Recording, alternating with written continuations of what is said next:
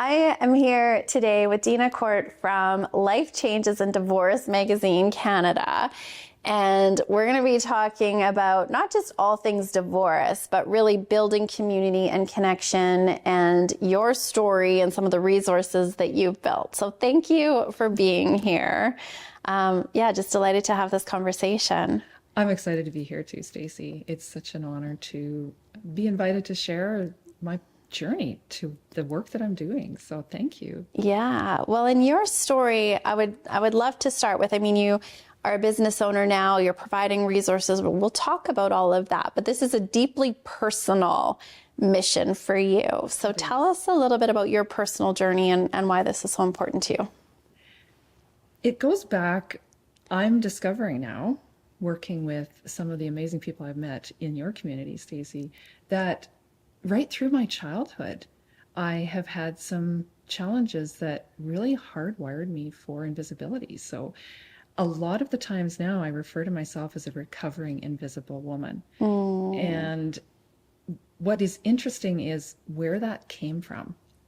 So right from a childhood, very isolated in, rural southern Saskatchewan, in a very strict and religious and conservative family, there was an understanding that you were to be quieter or not too flashy and loud, and certain things were considered sinful, like pride, or saying that you've created something was considered blasphemous because only God creates. And these were tendencies I had, was to connect with people. I didn't like to see people left alone. I didn't like to see people on the outskirts or trying to be invisible. And I was really drawn to them. And Mom always, she mentioned that right from being a child. And being creative is another thing that is a strong, strong sense in me that gives me joy. And so being a connector and a creator in that environment, I'm now realizing wasn't really encouraged. Yes, be artistic, we were musical, things like that were encouraged, but I'm learning now that invisibility was being fostered at that time already. And then going from that into over 30 years of an abusive marriage where it wasn't safe to really be myself. I often found that there were triggers anytime there was mention of my childhood. For whatever reason, that was really criticized. That was my small town that I came from was very criticized. The tendencies I had to be like my dad, to be puttering or always doing things. I'm never bored. I'm always can find something to do. That was criticized. Like the oddest things could be a landmine to trigger abuse. Then to raise two children in that environment and to be trying to keep us all safe, I found that just that invisibility became very strong as a coping mechanism for safety. And so how did that manifest? How did that show up in your life? So how would you make yourself invisible to protect yourself, really? Right. It's a great question. Because I think a lot of people are doing it without realizing it. Yeah. So that's my message that's really underlies a lot of what I do now. We tend to either put on a mask so people don't see the pain. It's, hey, Stacey, how are you today? Oh, great, I'm fine. That's the answer. And if we answer anything differently, it catches people off guard because they don't want to hear that things aren't okay. Right. That's scary. Yeah. It's unsettling. And I really want to see behind those masks that people have felt that they need to feel safe. So that's one way. Yeah. And another is not even admitting yourself that maybe you don't feel safe. Maybe this is a norm that you have experienced all of your life. And that is what feels comfortable, even if it doesn't feel safe. And the challenge with the message that I am really working to try and open up these discussions around domestic abuse, domestic violence, is that you might not even realize you're in it. It isn't always physical. And it's been equated with being physical, and that's the violence part. But even legally now, those terms include non-physical forms of abuse. And so I really am trying to challenge people to listen to their instincts. Get curious about how you feel. Do you feel safe? Do you feel like you can be yourself? Or is that going to trigger something in somebody, and you've become so used to covering that up that you've lost touch with who you are? And so to consider that I did that for the majority of my life. Right. I was over 50 before I finally left that marriage. Wow. And there were some significant things that triggered that.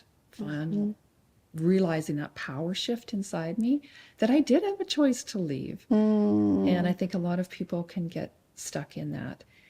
And back to when we ask someone how they are, I think there's a fear that we don't know how to help them if they aren't okay. Yeah, great point. Great point. You said something, trust your instinct. And I think that's part of what happens is we can be learned or conditioned not to trust that intuition. And right? People say, no, you're fine, or it's okay, or this is normal. And we disconnect from that gut feeling, that intuition, and not learning to trust it, right? So how would you recommend somebody reconnects to that, call it the still small voice, or to really pay attention to it? How would you recommend somebody does that? I think it takes practice because many of us have tuned it out. Yeah. I have read a fascinating book, Gavin de Becker's The Gift of Fear. I think you've mentioned it before as well. We are wired with an instinct. And the gift of fear he's talking about is not going through life just terrified of every little thing. But if you consider one example from his book, a woman walks up to an elevator and the door slides open and there's one lone male inside, and she kind of hesitates and then goes, oh, I'm being silly. And so she gets on. So here's a woman who has some hesitation. Her instincts are kind of like, wait a minute. But she gets into a sealed steel box with a strange male for an indefinite period of time and just ignores that instinct. So I think so those little things, she likely was not in any danger. Yeah. But her instinct was saying something. Yeah. And we've tuned it out. We've made ourselves feel silly for listening to it. Yes. There's extreme stories in the book as well that are just amazing, that really stuck with me, that we should listen to that voice and not discount it. Malcolm Gladwell has written some really good books around this as well, that was the truth. Yeah. That before we've even realized it, that is the actual truth. And it is so fast, and it's way faster than any logical linear thought, right? And it's physiological, and we can train ourselves to pay attention to it. And like you said, in those little moments, the more you listen to it in those little moments, it makes it easier in some of those bigger situations. That's very true. Yeah. And we don't always see the evidence to confirm that that was the right choice. Yeah. But trusting it, and practicing trusting, because we've tuned it out. Yeah. And I think that instinct happens as well when I've talked to groups that are all business people in the room. And I'll say, the business secret that I can encourage you is the one that's right in front of you, that other human. So here comes my connector again. Yeah. It's, can you follow your instinct and just listen to the invitation and don't be intimidated thinking, oh, that person is so much more successful than me. I'm not going to talk to them. And you discount, you start talking yourself down from your instincts. Yeah. So I think like even the business I'm in now was totally instinct. Yeah. So we're going to get there because I want to talk about that. But I think I would love to hear from you because I think there's probably a nugget or a piece of wisdom there that somebody needs to hear today. 50 years old in this relationship for a long time, and what shifted in you to find the power to leave, and what could somebody learn from that? What you did or what you listened to, or to just share something about that. Well, there's a background that I alluded to from my childhood. Yeah. It's the very conservative religious upbringing. Yeah. So divorce is not encouraged in that. Like there isn't space for that. You commit, and Yes. this is a lifelong commitment, and yes. Yes. And I valued that. I was very, I want to say, conditioned, programmed, because those really locked me into that staying longer than I should have. Despite all of that, that innate sense that there's a higher power, whether at that time I called it God, I kept thinking, but there's a higher power than this person who I feel is using power over me. And so that kept me from what I want to say, feeling like my spirit was broken. I always still felt it never crushed that optimistic, creative, curious little girl that I'd always been. Yeah. But what I didn't realize, it had damaged it, and I'm still healing from that. And the work I do allows me to do that. Yeah. The power shift that happened was a brave, brave friend of mine, a very close friend of mine that I'd grown up with. We became even closer when we were neighbors, raising children the same age, and had kept in touch. And I was visiting her one day, and we didn't get to see each other often. We lived quite a ways away. And we'd never really touched on our personal, like our marriage relationships. I know as well, it's not just a facade, it's a beautifully healthy relationship. And I really admired it. But I made the comment when she said something about how are things, and I kind of went, well, there's some things that are a challenge, but what, I just go, but whatever. Right. And she paused. And she kind of sat back like she was contemplating something. And then she said, there's something I think you should see. Now, this story, most people have never heard. So it's being heard here for the first time. She went and got her phone. And she showed me, at that point, about 8 months or more of inappropriate texts that she had been receiving from my current husband. Now, this was during a time when he was well aware that they were dealing with a cancer scare,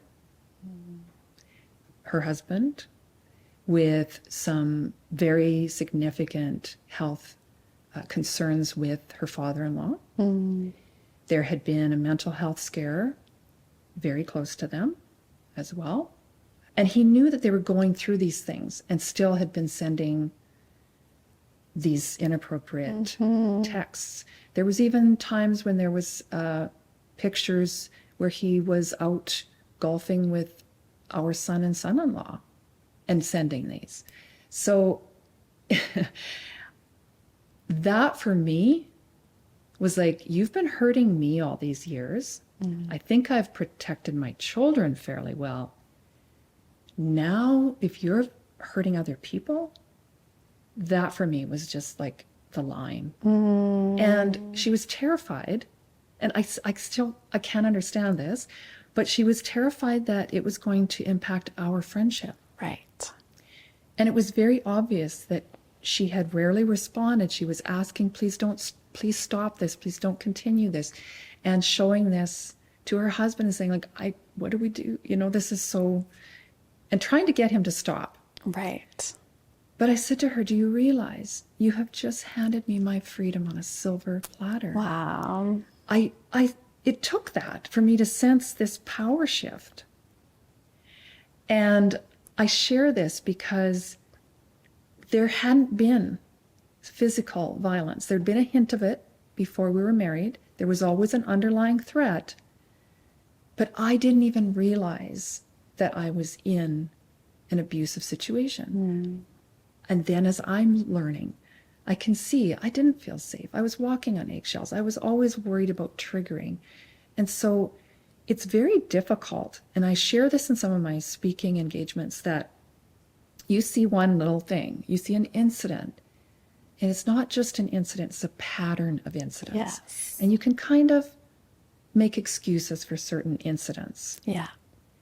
But when you consider how demoralizing, how undermining all of these are over a pattern of time, it's very destructive. Yeah. And your children are witnessing this.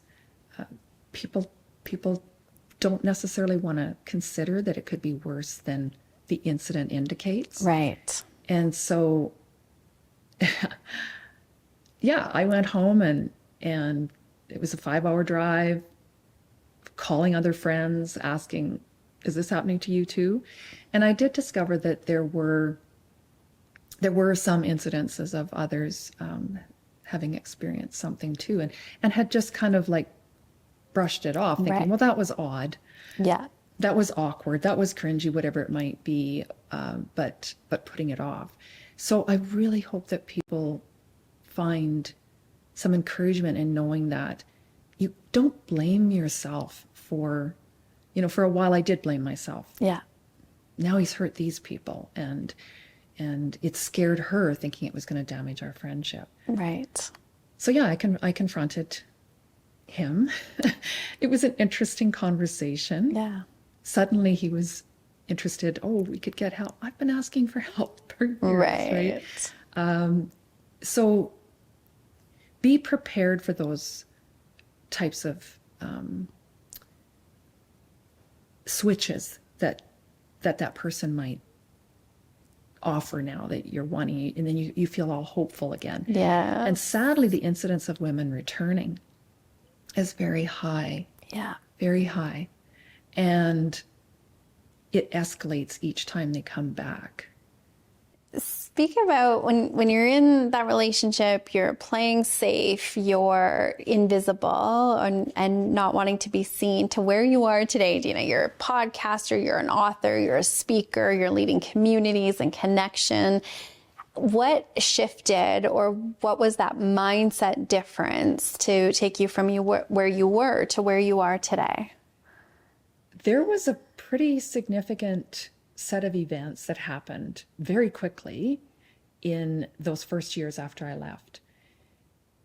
I didn't have dependent children, so my children were adults, so I could be just completely, independent of all my roles that I had held before, and could just explore and be curious and follow, who am I? How do I figure this out? Yeah. And I didn't feel I was impacting others' lives.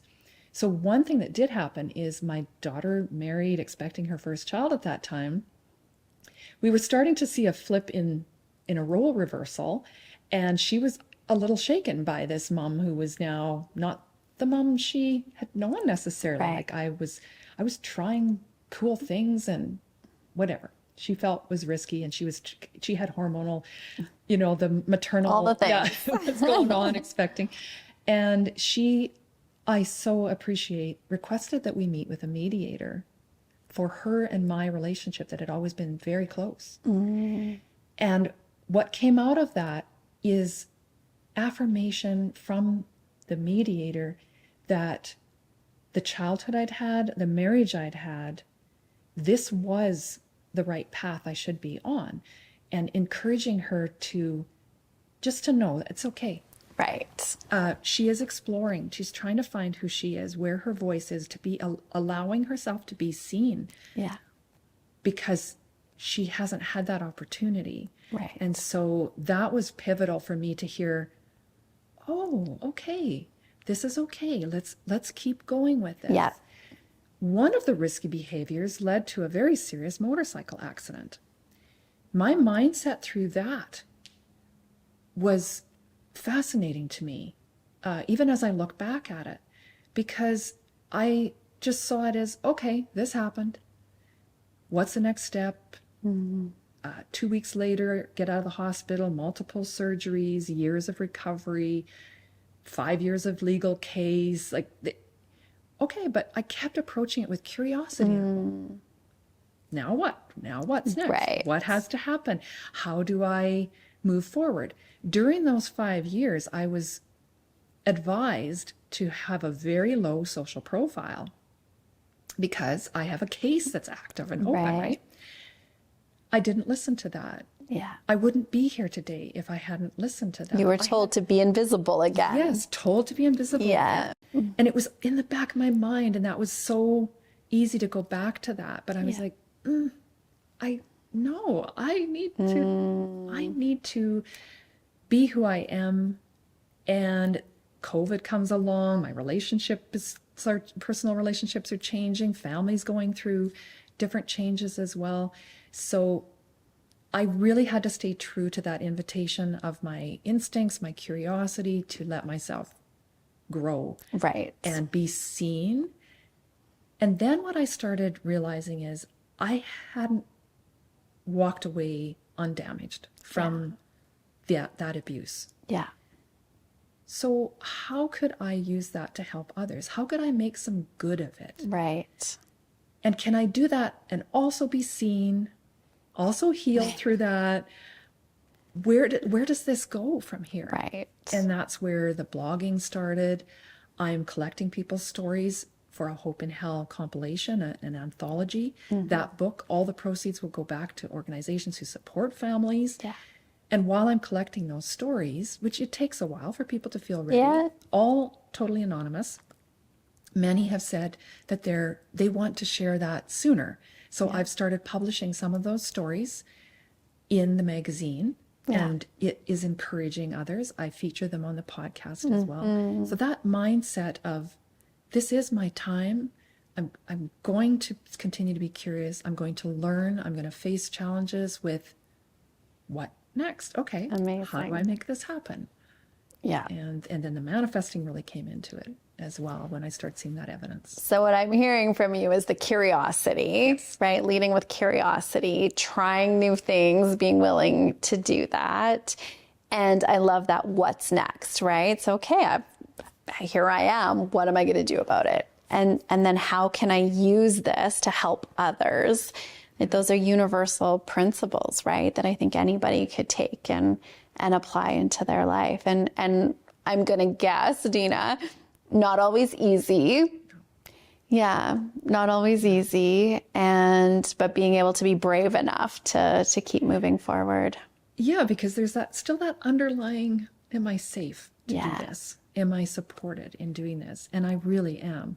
And so part of this is for somebody who is the friend, who's maybe seeing the behavior, who's witnessing something and doesn't know how to have a difficult conversation, doesn't know how to be that supportive friend to say, hey, let me show you something, even though it might be hard and there might be consequences to it. So knowing what you know now and the resources, the person who's maybe wondering, is my friend okay? Is my family member okay? How do you have that conversation? And maybe what are the resources available to somebody to know how to have that?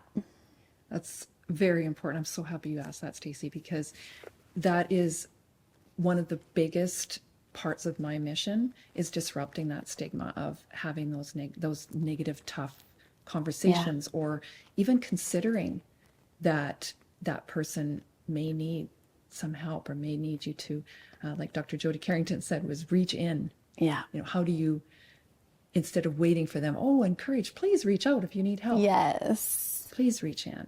So I love one that. of the biggest things is just say, are you okay? Are you really okay? Yeah. Or if you've witnessed one of these little incidents that do feel something's off. So again, your instincts are going to point that out to you. And you're going to be, no, I'm sure he was just joking, or she didn't mean it that way, or whatever. If something seems slightly off, listen to your instincts and say, that felt kind of hurtful. How did that feel for you? Or, oh my goodness, if my husband had said that to me, this is how I would have felt. Are you okay? I've noticed this, or I've noticed that, or you seem sad today. Open those and listen. Yeah. Now, because many people are often afraid to have those conversations because they are afraid of the answer. Yeah. Be prepared with resources. Yes.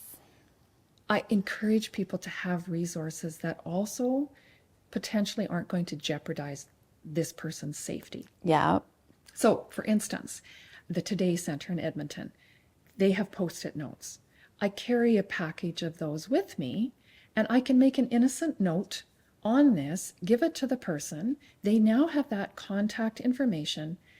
It's just a note from a friend. Right. Oh, this is the sticky she But had it's in her on purse. this sticky note. Here's I the see. pen that she happened to, I don't know where this pen came from. Right. Something that can be discreetly shared. Yeah. There's other creative ways as well that you can learn about what resources are out there. Yeah. And don't judge. One of the biggest things you can say is, I believe you. I believe you. And would you like my help Yeah. to find resources? Yeah. Would you like my help? They're not always ready. Right. And you might be in a place where you just want to shake them. It's like, do you not see? Like, there's help. And that can be really frustrating. Yeah. I tell a story, and I can make it very brief. It's part of one of my keynotes is about hummingbirds, hummingbirds and hangovers. And I was visiting a friend in Mexico. A hummingbird came in and was trapped in the big cupola in her kitchen, like a big dome in the kitchen ceiling. And it just kept banging against the glass. And it was calling, cheeping and chirping, and it would be exhausted. And it couldn't, and we had the door, we're trying to help it, like, get out. I had the pool net and I had it almost, and then it flew back in and it started all over again. This is very similar to witnessing somebody who is in a situation that you can see they need help. You have answers, you have some resources, you have help you can offer. They're not ready. Yeah.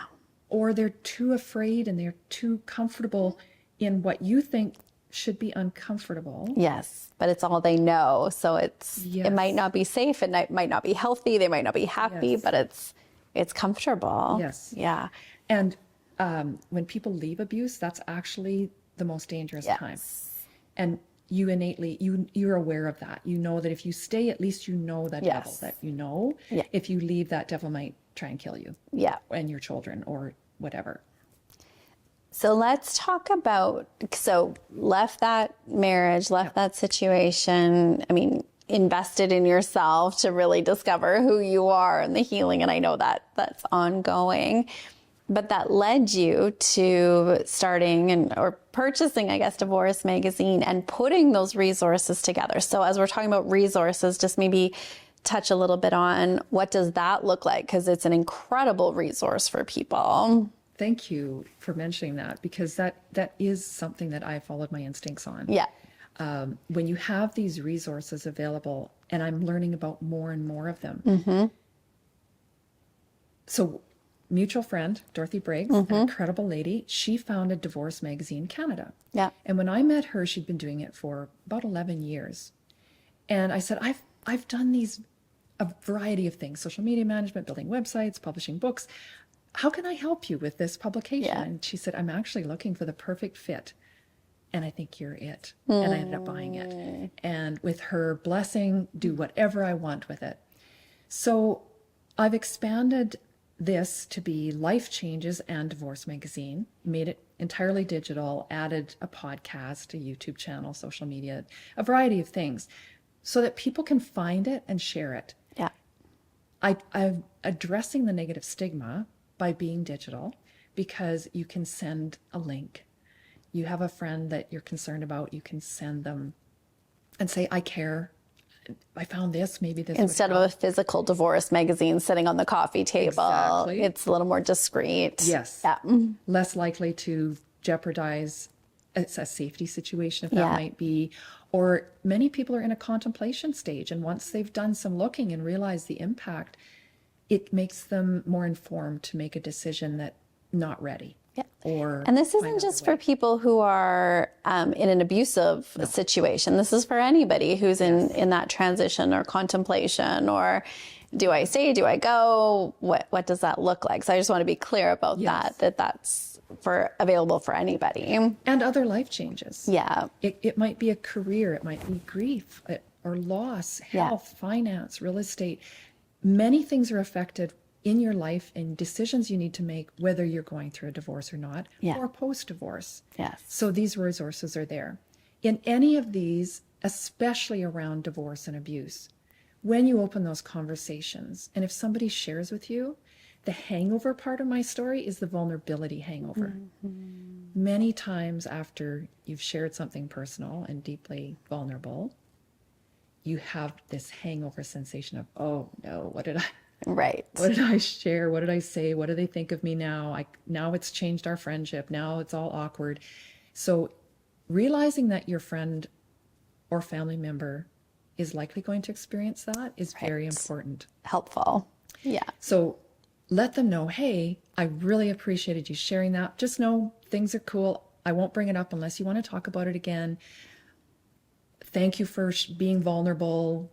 Okay, let's do something fun. Like, let them know that you are grateful and you heard them, you believed them, you don't judge them for it, and that things haven't changed. And if you need help, you know where I am.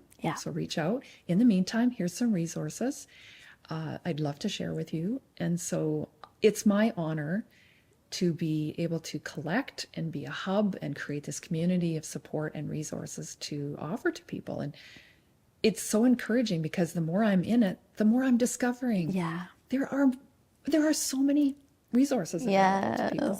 Yes. I think this is so important because sometimes as the friend, the confidant, the person who's receiving that, if we're not careful, it can feel like we have to carry that.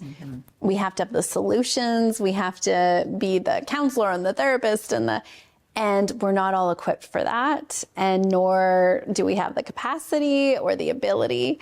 So to be able to say, thank you for sharing, and here's the experts, right? So you can maintain that friendship role or the family role and that support. But we tend to feel like we have to take it all on now. And so having places to support people and to send them to and the resources, so important. Well, and it does open up the courage to have those conversations and not just sit back and be so scared for them and feeling helpless. You can reach in. You can do it and do it with confidence. You now have some resources you can point them towards. I host a series on my podcast called Hope in Hell. I also host a Hope in Hell online women's support group. And it's incredible. I mean, I've had people, a lady from Arizona that came on and then stayed in touch. And she was just at that point, her instincts were saying, like, get out. And she'd already talked to a friend. So it's very important to start documenting if you haven't already, because then you'll be quite taken aback at the frequency and how much is happening, because we don't want to see how bad it is. So we normalize it, we tolerate it, we dismiss it. And that can be whether it's around abuse, maybe we're in a job that we're not really happy with, and it's like, write that. Every time you have a feeling that it's not a good fit or your instincts talk to you, jot it down, because we have shut it off. So mark it down and go back to that and go, oh my goodness. There's a pattern here, right? Maybe I'm ready for a change, or I need to make some decisions or start looking for some resources. So where do people, so I think the two people that could be listening here, someone's like, hey, I am that resource. I can help people. And so if that person wants to get a hold of you, or the person who's saying, hey, I could use some help, or I know somebody who could use some help. So where's the best place for them to find you and get connected with those resources? Best way would be to email me, Deena@lifechangesmag.com. They would like to share their resources that they have available, and they, heart-centered people in my community that really care and want to help other humans feel less alone and scared. then I would love to hear from them. And if you're looking for resources for yourself or for somebody else, also Deena at lifechangesmag.com. And that's where they can find the magazine as well, lifechangesmag.com. Correct. Yeah. Amazing. Lots of resources there. And you've also written a book, and you can make shit happen. Don't give up on what you want most. And that also has a workbook to it. So tell us a little bit about this. I had realized that once I left that marriage and could start exploring who am I? What do I want in life? And understanding that I had been manifesting unintentionally all my life, as we do, learning how to do it with intention. Yeah. And it really spoke to my innate sense of optimism and possibilityism. And like Marie Forleo says, everything's figure-outable. Yeah. Everything's possible. Yeah. But I can actually have some power behind that. Yeah. So in my learning and exploring, I really wanted to share with others the manifesting part. And my first website started with a blog. It's still an existing website. And I took some of those blog articles and built around them a book around manifesting. Amazing. Amazing. I want to go back to that little girl and who it didn't feel safe to be visible and maybe to own her gifts and her uniqueness. And if you could say something to her today, what would that be? Do it. Follow your instincts, follow the invitations. Do it. You can. It's okay. Do what you want. Explore. It's okay to be curious and to just embrace life and live what you want. Yeah. And to the person who's watching, and it's probably a very similar message, who's wondering, do I stay? Do I go? Maybe there's a pattern here that I haven't been aware of. What would you say to that person? It's actually a different message. Okay. You are not alone. You are not alone. There are so many people who care and want to help. And it's okay if you feel like you don't have the answers, because that just means that you need to ask. And don't be afraid to ask. So you're not alone in this life. We're meant to walk each other down this path together. And so that's the biggest one, is that we do really care for our fellow humans. Amazing. Well, I am just so proud of you, and it takes courage to listen and to walk away from a relationship and to step into your power and to use that story to inspire other people about what's possible, and you're creating some really impactful and powerful change on the planet. So I'm proud to know you, and thank you for shining your light. Well, I thank you for your guidance, Stacey. It's just been life-changing to have worked with you and been in your community, and there are so many in your community that support this type of work that is just life-changing for me as well, to have experienced that. So thank you. So good. So good. Make sure that you check out Deena's resources that she has available if you're a service provider and you can be of assistance to people, or you're somebody who could use some support, or maybe know somebody that could use that support. Connect with Deena. She will go to I know she will do everything she can to support you. We'll make sure that we have all of those resources in the descriptions. And is there one thing that you can take from this conversation that could support you or somebody you know to move forward? Thanks for listening. I'm Stacey Berger, transformational coach in life and business. Here is to you living a life that you love.